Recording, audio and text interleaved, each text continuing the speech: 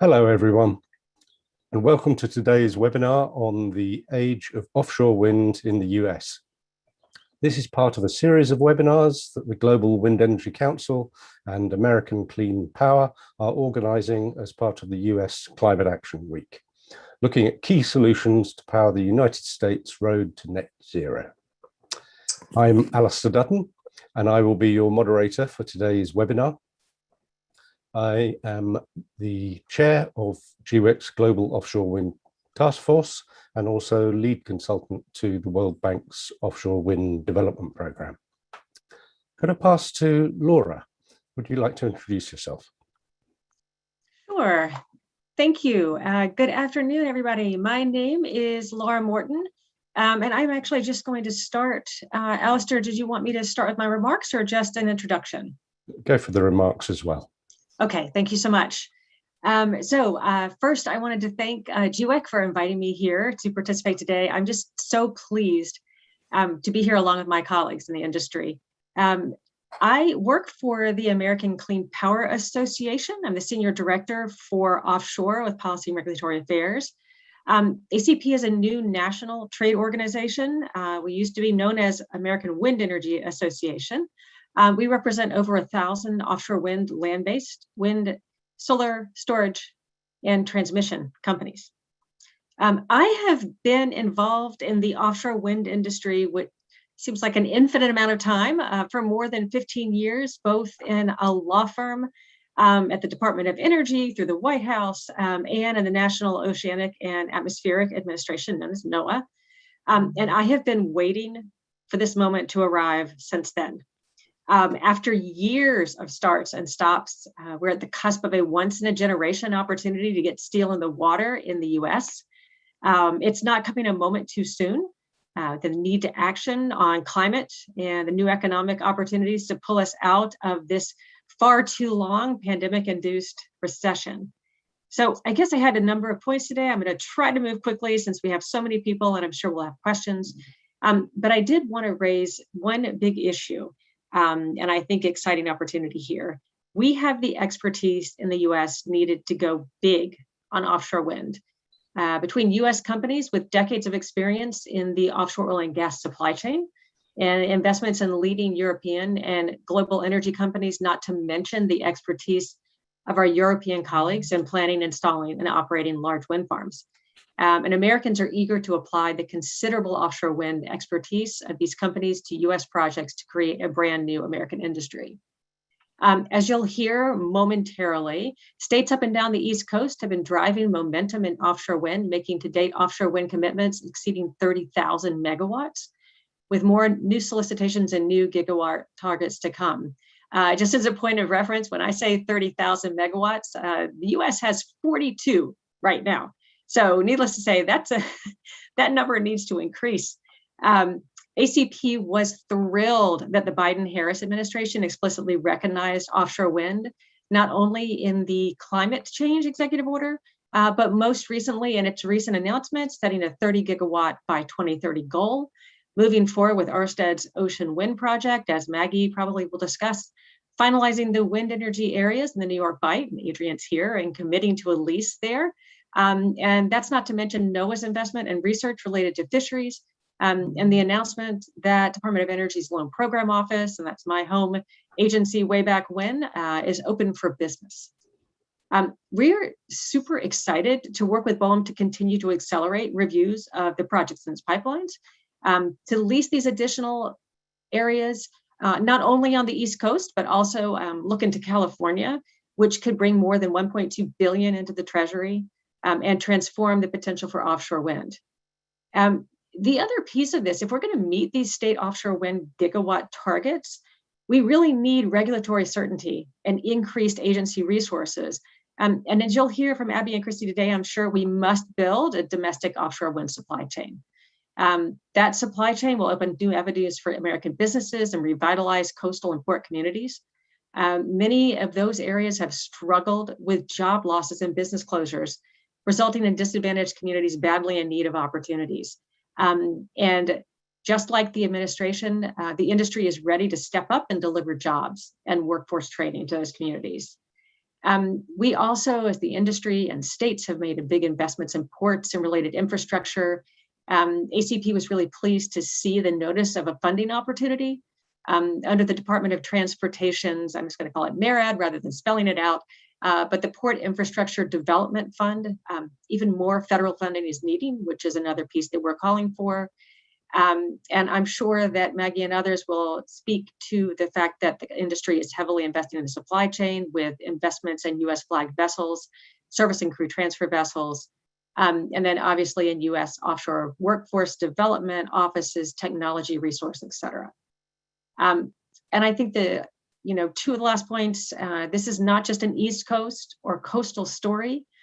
This is also talking nationwide. We're going to need to tap into the expertise of communities inland, workers throughout the country, folks who work in these manufacturing facilities, building 8,000 components for the onshore turbines that can be translated into components for offshore. And again, I'm sure we'll have more conversations about the larger components. And building the projects requires sharing the ocean is the last piece I wanted to mention. Our industry is committed to being a good partner to those who navigate, fish, and live near the waters in which we plan to operate. And we're going to continue our investments in science and research. We have a lot underway with the offshore industry, not only in partnership with folks like the commercial fishing community, rec fishing. We are working with the ENGOs, environmental non-governmental organizations, conservation groups, and academia to make sure the projects are sited right. And finally, offshore offers the promise of a pollution-free energy source located in close proximity to some of our nation's largest population centers. So with all of that I said was going to be a short introduction, hopefully that did a little bit of a frame in a longer introduction to the rest of our conversation. So I'm looking really forward to this. Thanks. Thank you very much, Laura.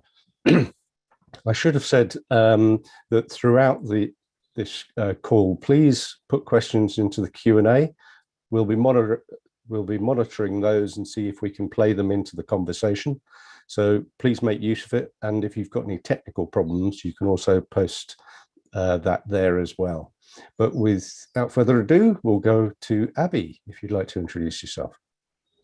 Thank you, Alistair. And also big thank you to GWEC for inviting us to participate in this panel. And I'm really thrilled to be here along with this esteemed panel of powerful women in offshore wind. So very excited to be part of the conversation today. As Alistair said, my name is Abby Watson. I'm the head of government affairs for Siemens Gamesa in North America. I manage federal and state policy issues for our onshore, offshore, and service businesses. And just a little bit about Siemens Gamesa. Don't want to, give too much of a commercial here, but some of the attendees may not be familiar with our business. We are the world's leading provider of offshore wind turbines, as well as service.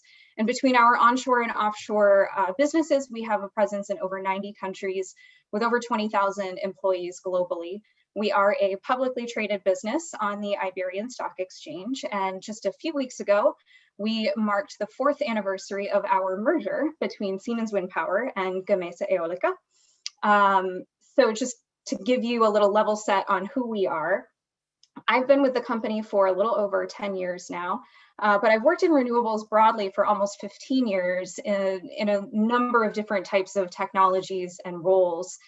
And I was just getting started in the renewables industry back in 2009 during the ERA days and the early leadership that we saw in climate from the Obama administration.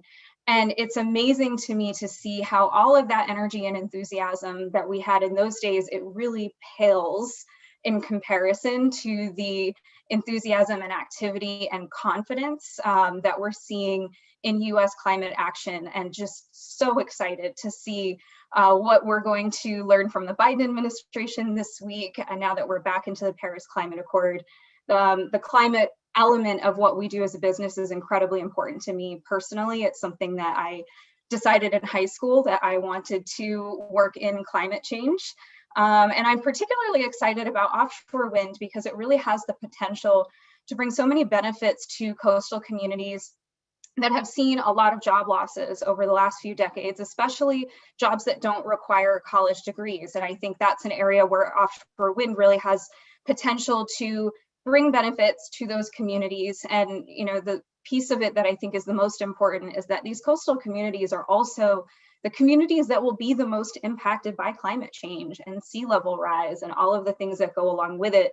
So that's something that I really appreciate about offshore wind, is that it will bring a lot of the economic benefits to addressing those challenges back to those communities that will be potentially the most impacted. And when I was preparing for this panel today, I actually pulled out some of my old briefings from when I first got involved in supporting our offshore wind business back in 2018. So as recently as 2018, our estimate for the US market potential for offshore wind was only around 8 to 11 gigawatts by 2030. And today we're expecting 30 gigawatts in that same time frame. So just being involved in this part of the market over the last few years has been a complete whirlwind. But I think it's also important, as we're focused on the US market today, to think a little bit about the context of the global offshore market. So GWEC has released their offshore wind 2020 outlook. And if you take a look at that report, which is a great report, by the way, you can see the projection for annual installations over the next decade. And starting in 2025, there's a huge jump in what we're expecting to see in terms of global installations for offshore wind. It goes from around 13 gigawatts in 2024 to over 20 gigawatts in 25, and it continues to increase from there. And that surge in demand across all of these global markets is a huge piece for driving the need for new supply chain investments. That's something that an OEM like Siemens Gamesa is obviously focused a lot on, how we're going to rise to the challenge of supplying that global market. But it also drives a lot of competition for capital and for the investment capital that you need in order to establish that supply chain. So something that we're trying to grapple with as an OEM is that the US isn't really a 30 gigawatt market by 2030. It's actually a 9 gigawatt market in New York, and a 7.5 gigawatt market in New Jersey, and a 5.2 gigawatt market in Virginia, and so on and so forth. And so this fragmented approach that we've been seeing across some of the states, where the leadership in those commitments was so important to get the industry off to the right start.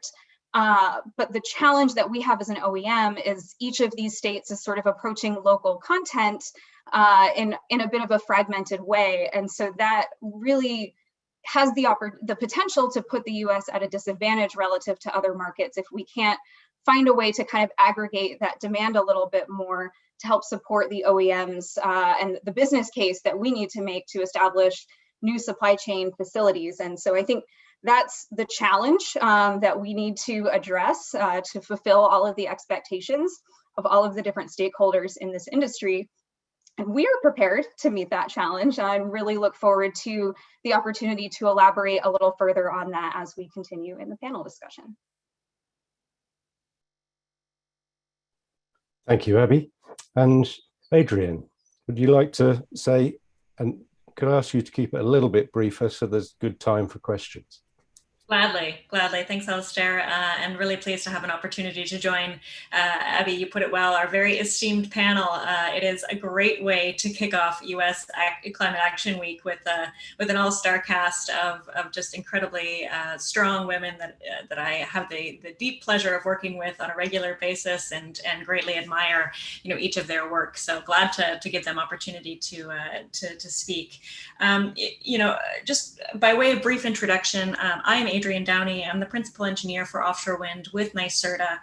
For those who don't know, NYSERDA is the New York State Energy Research and Development Authority. So I'm here today to represent the views of New York State and as the state with the nation's most aggressive targets for offshore wind. We are currently working very hard on a minimum goal of 9 gigawatts by 2035. And that's really part of a major and comprehensive suite of actions in the fight against climate change as a state, where we are seeking to offer to the grid 100% zero emissions design framework by 2040, which in infrastructure terms is tomorrow. It's an incredibly ambitious ambitious and aggressive target, but it speaks to the exigency of climate change. Our goal as a state is to have 85% reductions in our state's greenhouse gas emissions by 2050. We need to decarbonize our grid in order to do that. We need deepening penetration of clean energy technologies, and NYSERDA works across the board on all of these initiatives, but offshore wind is certainly one of our major marquees. And so I help to steward that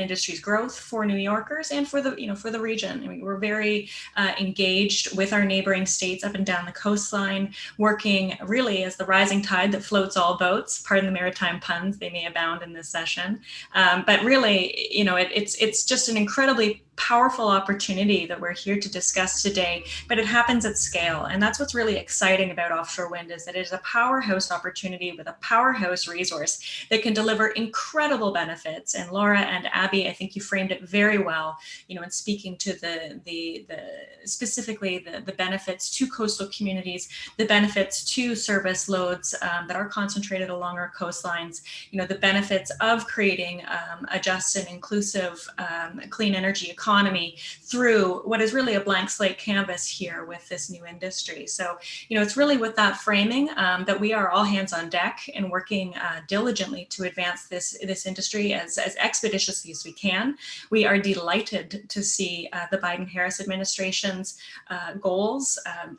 30 gigawatts by 2030 is huge, but it also opens pathways, as Senator Haaland mentioned, to growth to 110 gigawatts by 2050. I mean, that is just an incredible target to contemplate, and we have a lot of work to do it. But I think, when I look to this panel particularly, and to my colleagues, I think we have every opportunity available to us, and the skills to match and to grow this potential. And so I'm really looking forward to this conversation here today. So thanks again, Alistair. Thank you very much, Adrienne. Christy, could you introduce yourself and a few thoughts? Absolutely. Thank you for having me. And I echo the same sentiment as my other panelists here. Happy to be part of this group today, and excited to have this dialogue. So my name is Christy Gutman, and I lead our sales and commercial team for our offshore wind business in North America. I am new to offshore. I started in offshore about 6 months ago. I'm coming from our onshore business, where I spent the last decade working in onshore. So I am coming as part of this industry that's in this explosive growth opportunity, where we're about to take off from just a handful of turbines installed today to thousands of turbines installed by 2030. So one of the things, we recognize is that, climate change is an urgent global priority, and GE is taking action to decarbonize. Our GE renewable business set a target to be carbon neutral in 2020. And I'm proud to say we achieved that target last year, despite some of the challenges that arose with COVID. GE is well positioned with our portfolio of businesses to address climate change. We have our onshore business, which we've been number one in turbine installs in the U.S. market for the last 3 years. In offshore wind, and that's according to the American Clean Power Association, in offshore wind, we've had some success here in the US with a couple of large projects. We also have the world's largest project in the UK with Dogger Bank. It's a 3.6 gigawatt project. And we've announced plans to localize blades in the UK with our LM facility, which is also part of the GE Renewable Energy portfolio. And one of the other things that we as GE have spent a lot of time doing is investing in our technology. In 2020, we've spent over $1.5 billion across GE investing in technologies that are really going to bring energy efficiency. And one of those technologies we've spent a lot of time on is our Haliade X, which is our offshore wind turbine. So this turbine is the most powerful machine operating today. It's 40% larger than anything else that's installed. And just one of these turbines in a year generates enough power for 16,000 homes. And just to put that in perspective, that's the equivalent of taking 9,000 vehicles the emissions from 9,000 vehicles off the road. So it's really incredible that we are able to contribute to help lower the cost of energy, which is ultimately what consumers want, and to help be here to support the industry as it's about to ramp up with the ambitious goals that have been set out by the Biden-Harris administration. And with that, I'll turn it back to you, Alistair. Thank you very much, Christy. And Maggie. Sure, thanks, Alistair. Good afternoon, everyone. I echo my fellow panelists. Great to be here today.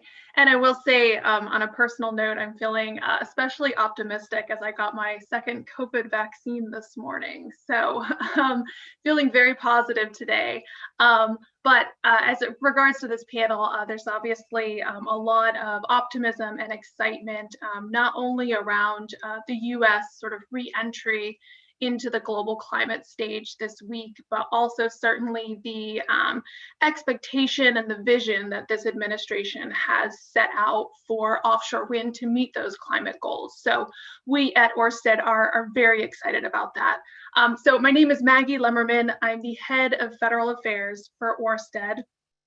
And Ørsted is a global offshore wind developer with over 25 years of experience. We built the world's first offshore wind farm off the coast of Denmark back in 1991, and we now operate over 7.6 gigawatts of capacity, which is over a quarter of the global market. And I'm proud to say that for the past 3 years, Ørsted has ranked as the most sustainable energy company in the world by the Corporate Knights Global 100 Index. Focusing in on the US and our business here, we own and operate the Block Island project off the coast of Rhode Island, which I think most folks are familiar with as for a long time the only offshore wind farm in the US, until this past summer when, along with our partners at Siemens Gamesa, we built the Coastal Virginia offshore wind farm, which we then turned over to Dominion Energy, who now operates that project. Looking ahead, we have power contracts for nearly 3 gigawatts of offshore capacity off the East Coast, and that's spread over 5 projects we're developing that will feed power into Rhode Island, Connecticut, New York, New Jersey, and Maryland, respectively. And to put that in perspective, that's enough clean electricity for over 1.5 million homes. But the value of offshore wind, it's not just in the clean electricity that we're supplying to customers. As my fellow panelists have alluded, there is a huge opportunity for a number of other ancillary benefits, and that's what really attracts me to this industry and to Ørsted in particular. We're seeing a huge opportunity here to create thousands of new jobs, to train the US workforce in a whole new set of skills, to build the domestic supply chain, and to commission a new fleet of US vessels. And at Ørsted, we're really leaning into the opportunities that this presents. And let me just give you a couple of brief examples. We signed an MOU last fall with the North American Buildings Trades Council to create pathways to train union workers so that they're prepared for the skills needed for offshore wind construction. Ørsted is the first and only offshore wind developer to commit our entire portfolio to be constructed under collectively bargained pre-hire labor agreements. And we also recently contracted with Edison Schwest, who's a premier US shipbuilder, to construct the first Jones Act service operations vessel in the US. And this vessel, which acts as sort of a floating hotel during the operations and maintenance of a wind farm, will be constructed in Edison Schwest shipyards in Florida, Mississippi, and Louisiana, creating over 300 jobs in those states.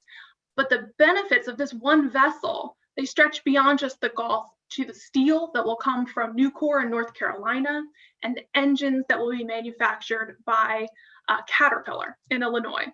So just a couple of examples here, but I think it's valuable to recognize the depths of the impact that this new industry can have across the US. At Ørsted, our motto is that we want to create a world that runs entirely on green energy, which might sound a little hokey, but I think we're a living example that we can embrace a more sustainable future. be a profitable company, and create good paying jobs, improve communities, and foster economic growth all at the same time. So again, it's a pleasure to be here, and I look forward to hearing from the rest of the panel. Thank you very much, Maggie. We've got a series of questions coming in. We're trying to navigate those, but I'll just start off with a question for Adrian. How do you see competition shaping up between the East Coast states, and are there ways for them to collaborate?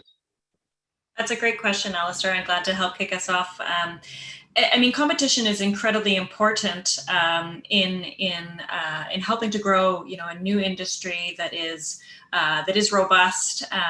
But it also speaks about an opportunity, as I mentioned in my remarks, of the rising tide that floats all boats. We are stronger. Together, the aggregated targets of the states, collectively, is what has given the confidence of a national target of 30 gigawatts by 2030. There's been a fabulous amount of one-upmanship, right, in terms of increasing targets that really has just put not only individual states, but the entire region and the United States as a whole on now the global map. When we start to think about what the US presence is, it really does stand out as an opportunity globally of global significance for explosive growth. But to the points of collaboration, in addition to just pure competition, again, there's a constructive competition that comes from such eagerness and enthusiasm for additional targets and growth.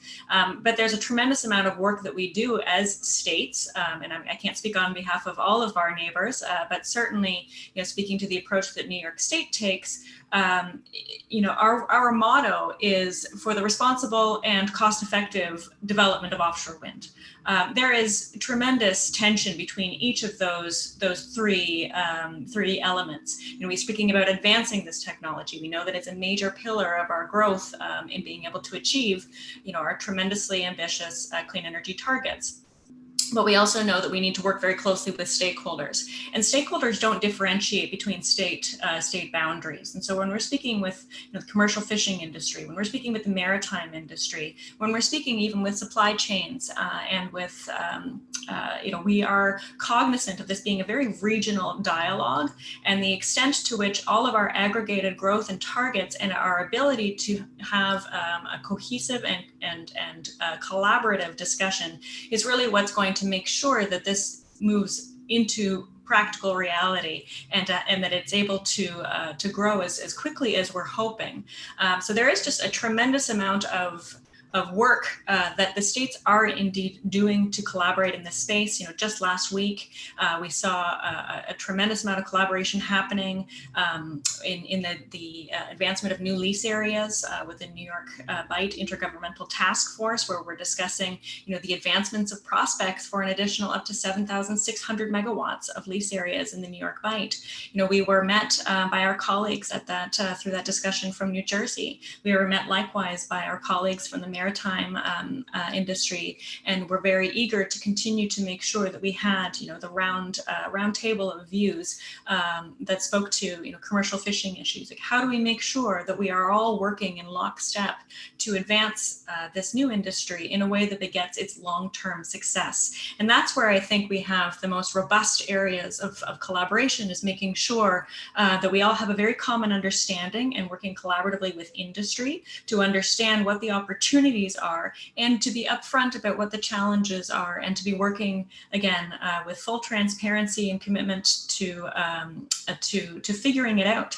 Not everything is going to be obvious. We're going to need to evaluate the shifting landscape and to adapt. Lessons that are learned from Europe. It's a mature industry there, but here we in the United States, we have different stakeholders, we have different species, we have different taxa, we have different climatologic circumstances. And so it behooves us to be really, rolling up our sleeves and engaging as an industry now in the spirit of collaboration, in order to make sure that we can hit the ground running in a way that, again, is respectful and promotes the maximum amount of coexistence with the ocean's many important incumbent users. Thank you very much.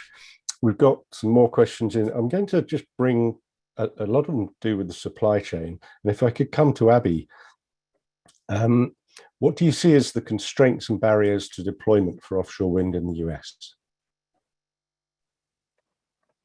Thanks, Alistair, and happy to speak to that from a supply chain point of view. So a little bit of context for folks who are joining us. I'm sure many of you know that the components that go into a wind turbine, the major components specifically, are quite large. And that size of component is so large that you can't really transport it over roads or rail or anything like that in the US. So you really need to be manufacturing these kinds of components at a port so that you can load the components directly onto a ship and then take them out to the wind farm. One of the challenges that we have in the US is finding sufficient acreage for those activities at ports that are located in reasonable proximity to some of the areas where these wind farms will be built. And so that is a challenge that a number of states are already working to address. New York State has announced a significant amount of investment in new port assets that are specifically designed to help support manufacturing activities, New Jersey as well. So, that's one of the, biggest challenges that we have is the need to develop some of that capacity on the timeline required to then also be able to construct a facility to manufacture and support the US market and US deployment. I had alluded earlier also to some of the challenges that OEMs face when looking at some of the local content desires of different states that are involved in the market. And so that's another piece of complexity that we need to be able to navigate. A new supply chain facility for a major OEM can cost anywhere from 8 to 9 figures.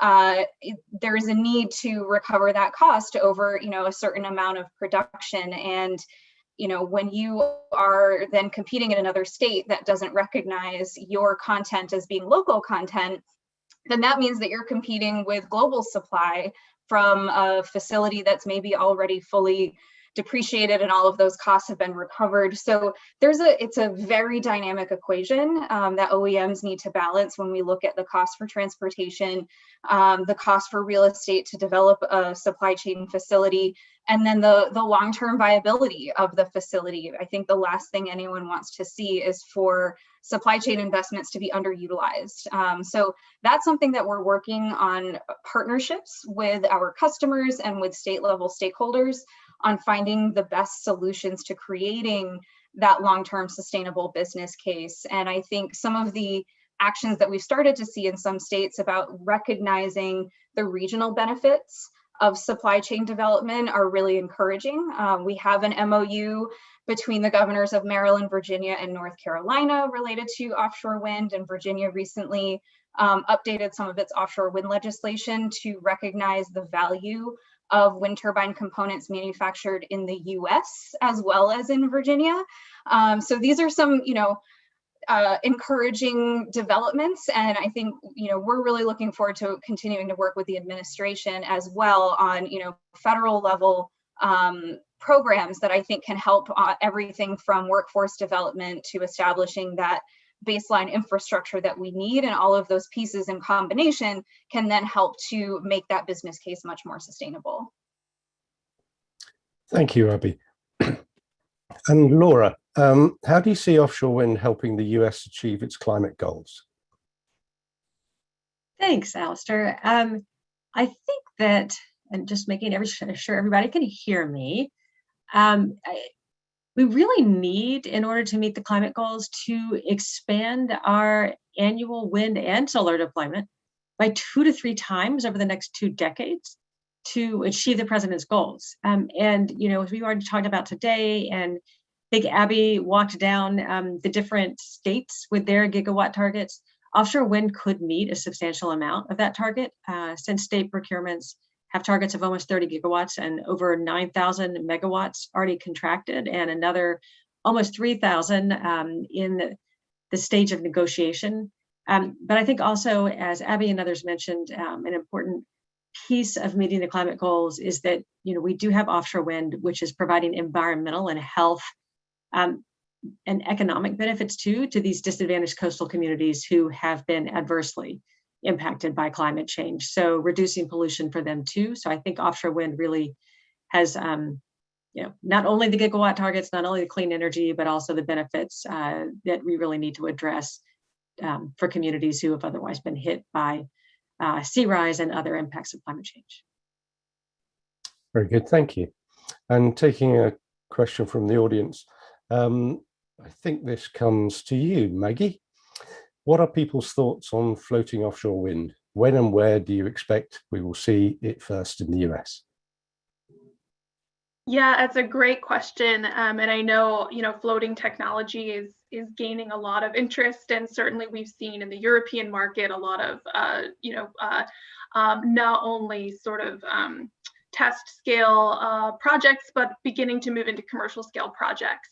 I think from Ørsted's perspective, we see, floating offshore wind as certainly being a complementary technology, particularly in the second half of this decade. And, the reason that we are looking so seriously at how we can adopt floating technology is because it will expand the market greatly. So when we're looking at near-term development in the US, we're mostly talking about sort of the mid-Atlantic and the New England region. We're looking at fixed bottom technology because there is sort of this large buildable continental shelf that makes that technology very easily deployable and more cost competitive. But as we look to expand to particularly California, Hawaii, Gulf of Maine, other regions where the ocean shelf drops off dramatically, of course, floating wind technology becomes, the only option. And so I think there's a huge potential. We obviously need to continue to work to drive those costs down, but we're certainly really excited about it at Ørsted. Thank you. And Christy. Something to that briefly, if you don't mind, Alice. You were encouraging us to get step in. Eager in the discussion. Go for it. Thanks, Maggie, and I completely agree. And I would like to make a possibly bold statement, which is that I don't believe that California can achieve its emissions reduction goals without offshore wind. I think that the size of their economy and the scale of the ambition that they have to become a fully decarbonized economy, everything from transport to industry and everything in between, I don't see how you do that without offshore wind. And maybe it's a lack of imagination on my part or just over enthusiasm for wind. But, I think California in particular, it needs offshore wind and it will be floating given the geography involved. And I think there's also a really exciting nexus for California with green hydrogen.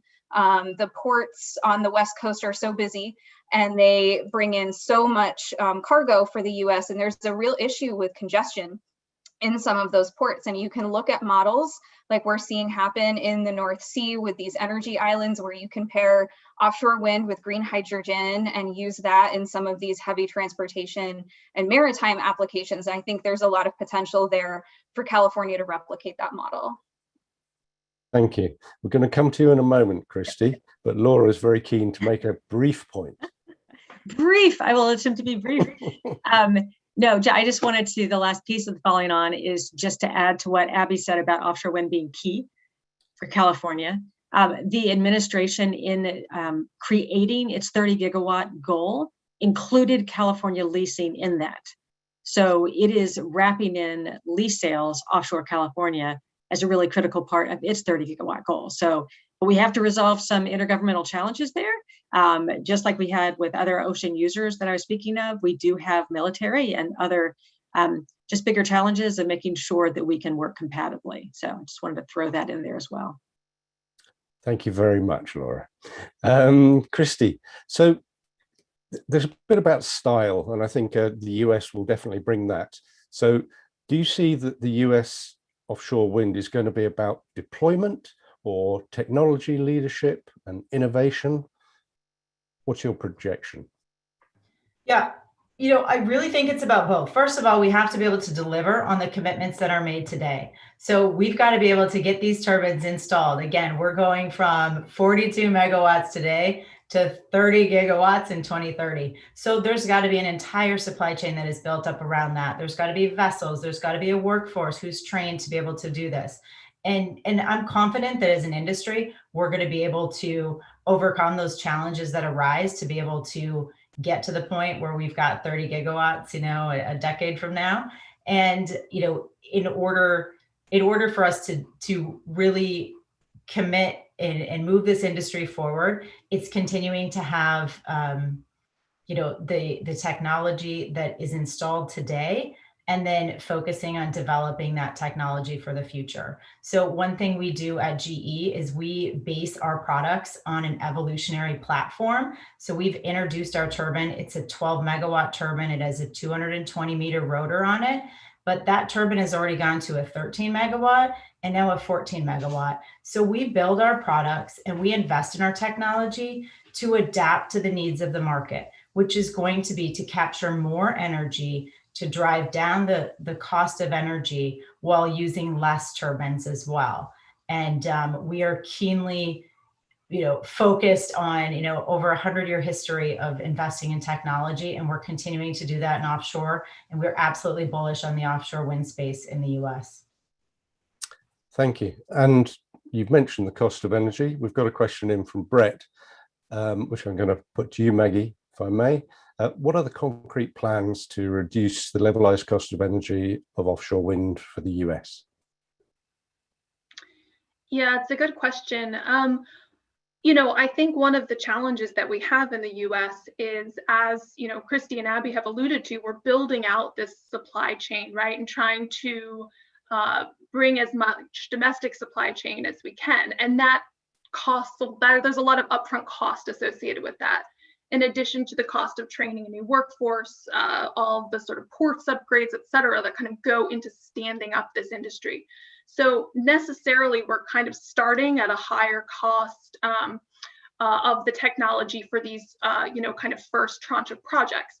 We're certainly benefiting from the fact that the technology is proven, that there are, large scale projects in other markets, and we are able to, translate that into the US. But I think, we're going to see a dramatic decline in costs over this decade as we sort of have this infrastructure build out that we'll be able to utilize for future projects and sort of internalize the one-time cost of the upfront build. But curious if other of my panelists have other thoughts on. It's a great question, and obviously one that we're going to have to figure out quickly as we're looking to deploy so many megawatts in this decade. Yeah, I'll jump in with one point. I mean, I think to the point that was made earlier, just about floating, fixed foundation, the reason that we see the fixed foundation in the US right now is because it is lower cost. So we are starting with the lowest cost right now. Floating will come, and we're certainly going to see that along the West Coast because that is exactly what their waters need. They need floating. They can't take fixed. So proving out and investing here, to your point on the supply chain, on training the workforce, those investments that are made, that will all help drive the cost of energy down, as will the improvements in the investments in technology. Because as you improve the technology, turbines are able to capture more wind with the same turbine, the exact same wind resource, and they're able to make more energy out of it. So more energy equals lowering that cost of energy overall and lowering that cost to the consumer. Alistair, if I may, just as another point to layer on with specifically with regard to cost and cost declines, and I agree with the comments that Maggie and Christy offered in terms of scale, as being a major driver in helping to unlock cost declines in a trajectory. And certainly that's, the basis that New York has been working with is the understanding that there will be a really powerful cost trajectory here that ratepayers will want to avail themselves of. But furthermore, and I know we've alluded on a number of occasions to, the tremendous amount of benefits that are attributable. So it's always important, and this was certainly an exercise that New York undertook very directly last summer when we looked at our comprehensive suite of technologies, including, of course, offshore wind as a major pillar of our approach as a state. But when we looked at the comprehensive suite of technologies and market opportunities to help us achieve our goals, we looked at not only the program costs, which is what we discuss when we talk about, LCOE and cost declines. We spoke about benefits, and we spoke about, what are the benefits from a carbon emissions mitigation perspective? What are the benefits from a health perspective? We are paying for society. That's the left pocket and the right pocket of the same pair of pants. And when we think about it in terms of an investment, and we looked at the cost of our entire program for offshore wind, we actually came to the calculation that net of program costs and looking to the benefits, there were almost $7 billion worth of net benefits that we were accruing through the implementation of these policies. And when we looked at our offshore wind portfolio, in addition with our land-based portfolio, that increased to more than $11 billion. We are making not only costs, but investments, critical investments. And these investments bring, again, carbon benefits, health benefits. They're bringing thousands of jobs. New York's estimates alone are more than 10,000 jobs. We're talking about billions of dollars of private expenditures being made in buttressing and revitalizing, our electricity grids. This is going to be tremendously important for us in a digital economy. We can only all be here together online in this virtual setting by availing ourselves of the 21st century technologies. We're making investments in those critical assets. So it's important, I think, that whenever we think about costs, and costs are important, that we're also thinking about this as a major investment in our future. Very well said. I'm going to merge two questions and bowl them at you, Laura. So a couple of difficult topics. One is permitting. Permitting takes time. Is 30 gigawatts built by 2030 feasible? And the somewhat related question is installation vessels. We've only got one due for delivery by the end of 2023. You've got the Jones Act. So there's two big topics. See how you can tackle those. And just to be clear, you want me to do this briefly, right, Alistair? Absolutely.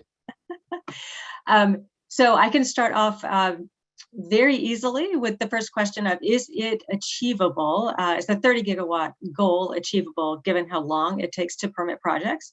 I think the simple answer is yes. The administration looked at what the 30 gigawatt procurement targets are for the states and based its goals of the 30 gigawatts on that. It takes several years from the time you complete the permitting process to the time that a project can actually be built, 2 to 3 years, backing all that into it with all the procurement targets and the projects that are in the pipeline right now and projected leases that the administration has committed to in the Bight and then ultimately in California. It will be a hard charge, but we do think it's achievable. And then the Jones Act, definitely tricky. The most important thing I think we have to say is that the industry is fully in support of the Jones Act. How it now stands, the way that projects are constructed. We know that there are no installation vessels existing in the United States right now, but there is a $500 million investment in one being made. The keel laying has already happened. And then there are other investments, again, that have been made in the US to install these very large components that Abby and Christy have talked about. So it's a question of really moving the market, pushing the supply chain forward, pushing the permitting process forward so that then we can actually really kickstart the supply chain and the use of even more of the installation vessels that are US flagged. Thank you. Nice and brief. Appreciate it. And if I could just jump in, Alistair. Sure. I was just going to say, I think this is one area that the Biden administration could really support and help accelerate the deployment of a U.S. fleet to serve offshore wind. So, as Laura alluded, these vessels take a long time to get built and they're very expensive, but, there's certainly opportunities through perhaps allowing the Loan Program Office at the Department of Energy to help finance these vessels. there could be tax credit incentives. For instance, Senator Manchin has an advanced energy manufacturing tax credit. Perhaps something like that could be utilized for domestic vessel build out. So I think we can get creative about it. And as long as sort of our goal is to facilitate an accelerated build out of the US fleet, I think the opportunity here is tremendous. Thank you very much. One question we've got on from the audience is about hurricanes. So Christy, how do you feel about hurricanes and offshore wind turbines? Well, we certainly do our due diligence before we're siting anything. So there's a lot of technical due diligence and engineering work that goes behind where we site any turbines to make sure that it's going to be able to withstand the conditions that our customers provide to us with a lot of the wind information. So it is absolutely a factor that is taken into consideration where we're installing our turbines, and safety is always paramount and key for GE renewable energy across the board. So of course it's always a consideration, but one that is well thought through. And if I could just briefly add to that, this is also not an issue that's unique to the US.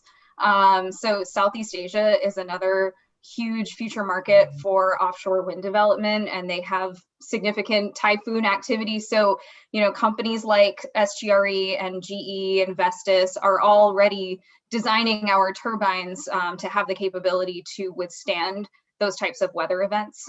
So this is something that I think we're all more than adequately prepared to address in the US. Very good. So on a slightly related topic, for Maggie, are there long-term plans for exploring international Mexican waters in the Gulf of Mexico? To be honest, I don't know of any plans. I mean, I think as far as the Gulf of Mexico goes, I know that BOEM has begun to look at the Gulf for potential future wind energy areas to be identified. Laura might be able to speak in more detail to that than me, but I don't know about sort of the Mexican waters within the Gulf. I don't know if anyone else has insights into that. Over to you, Laura. Thanks, Maggie. I appreciate the toss-up. So I can also, unfortunately, only speak to the Gulf of Mexico, but not into international waters. But as Maggie said, BOEM, so Bureau of Ocean Energy Management, who has the jurisdiction over this, is looking at Gulf of Mexico. The Louisiana governor has asked for the creation, starting point for a task force. So that's the federal government state, a task force to actually explore developing wind in the Gulf of Mexico. And BOEM has responded, and it's looking at probably evaluating that regionally. So there's definitely a lot of interest. There is a lot of megawatt capacity, but it's going to be sort of behind the others in moving forward. Very good, thank you. There's also quite a few questions to do with finance. So I'm going to come back to you, Maggie, if I may. A lot of gigawatts, a lot of finance. How's that all going to come through and reduce the cost of energy? Sure. So here in the US, we had a significant offshore wind tax credit created at the end of last year. So it's a 5-year investment tax credit for offshore wind projects.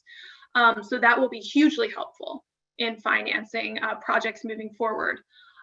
We also, have been closely tracking congressional activity this year, looking at really expanding green energy tax incentives, potentially as part of a larger infrastructure package. That's a top priority for President Biden and congressional Democrats. So we'll see how that all comes together, but there could be further opportunity for expanding upon those really important financial tools in the form of tax credits. I know for offshore wind in particular, we're talking about maybe seeing if Congress can create an opportunity to use a production tax credit instead of an investment tax credit. And this sort of gets to that tax equity challenge that we have in the US. And when you're able to use a production tax credit, a PTC, you really spread the cost of monetizing that tax credit over the first 10 years of the life of the project, rather than an investment tax credit where you need to monetize it up front, and it becomes a little bit trickier with tax equity markets squeezed as they are right now. So that's just one of the opportunities that we're looking at to potentially make utilizing these tax credits a little bit easier in the US market. But certainly having tax credits available and for the 5-year horizon that we have right now is really beneficial, and I think really gave a lot more interest and sustainability to the US market when that passed at the end of last year. Thank you very much. And Adrienne, one of the topics we haven't discussed is the grid integration. So 30 gigawatts of humming offshore wind on the 2030. What's this going to do to the grid network, in your opinion? Well, I think it's a really exciting opportunity, again, for billions of dollars of investment in our grids and to help modernize, our electricity sector writ large. It is a tremendous challenge, from an engineering perspective. That's a lot of power to be bringing ashore to a grid that. That has significant uses already. So how do we look at shifting existing incumbent fossil fuels, seeking out their ultimate retirements and replacement with a renewable energy fleet? I mean, that's a long-term goal and needs to happen. It doesn't happen overnight. We're speaking about the next number of decades. For really just an incredible transformation of the way that generation and transmission assets work in tandem. We did a considerable amount of study to this effect last year when we were working on our New York State power grid study. And it was actually, very encouraging in that, when we published the study in January, we actually found that given even the constraints and challenges of the grid as it is today, we can indeed readily integrate 9 gigawatts of offshore wind into New York State with minimum curtailments expected. Our commission has taken up major progressive actions towards preempting potential long-term issues, seeking out opportunities for interties.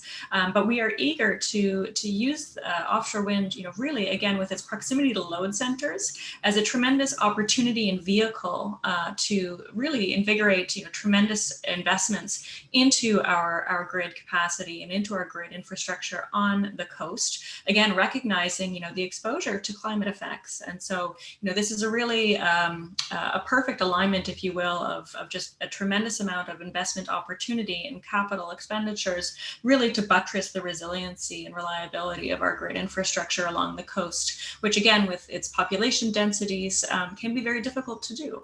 And so having this powerhouse resource offshore, not only from a generation perspective, but also the upgrades that it will beget onshore, really offer a very unique combination of benefits that will be of extraordinary service to our grids in the year to come.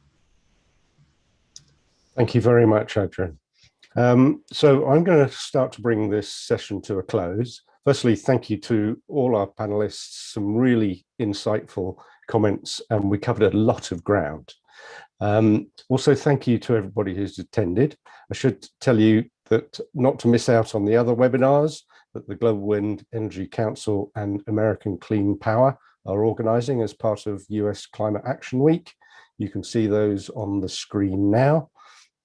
We would recommend that you go to the websites and register, and in time you'll also be able to see the recordings. If you have any further questions on what was discussed here today, please contact info@gwec.net. Have a great rest of your day, and thank you again. I think a round of applause for the panelists. Well done. Thank you. Thanks, Alistair. Thank you so much. Thanks for having me. Take care. Bye, guys.